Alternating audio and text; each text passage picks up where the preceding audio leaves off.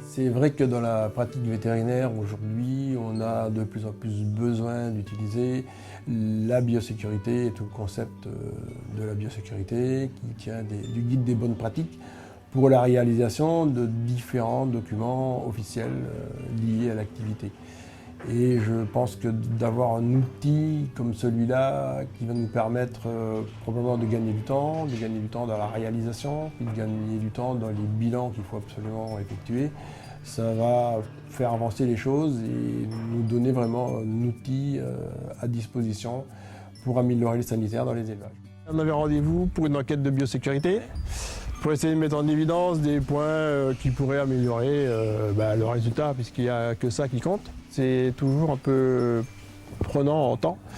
Donc pour voir un peu tes pratiques d'élevage et voir ce qu'on pourrait améliorer pour au final améliorer le résultat, bien sûr, il n'y a que ça qui compte, quoi.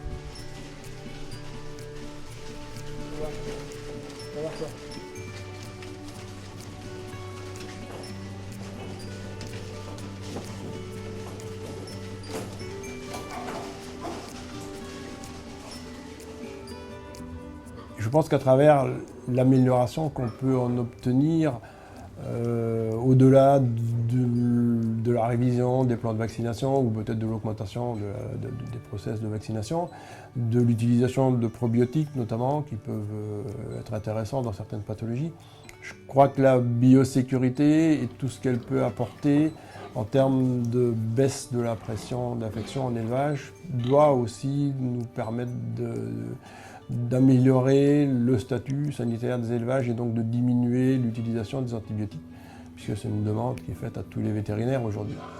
Donc on a pu faire le tour, relever certaines choses qui vont nous intéresser là. Tu as vu qu'on avait les deux choses, les points qu'on a pu mettre en évidence, ça correspond bien à une pathologie dans ton élevage. Et en plus, ce sont des points faibles qu'on a pu relever par rapport à toutes les informations qu'on a pu glaner, nous, dans les enquêtes précédentes.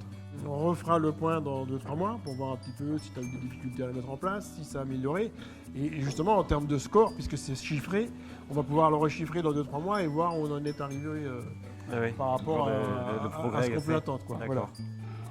À travers la visite de biosécurité, on a pu passer en revue tous les éléments qui constituent la visite sanitaire, sans oublier notamment les mouvements du personnel et les mouvements des animaux.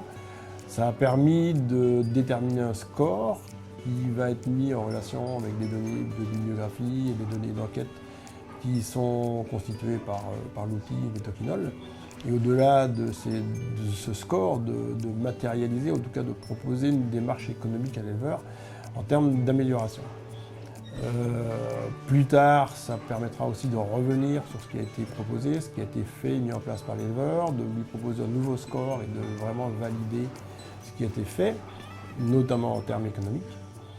Je pense aussi que pour le vétérinaire, si on a une proposition économique à faire à l'éleveur, on peut peut-être envisager un jour de rémunérer cette prestation de l'enquête de biosécurité parce qu'elle apporte un réel appui à l'éleveur et je pense que l'amélioration économique, ça peut être un attrait.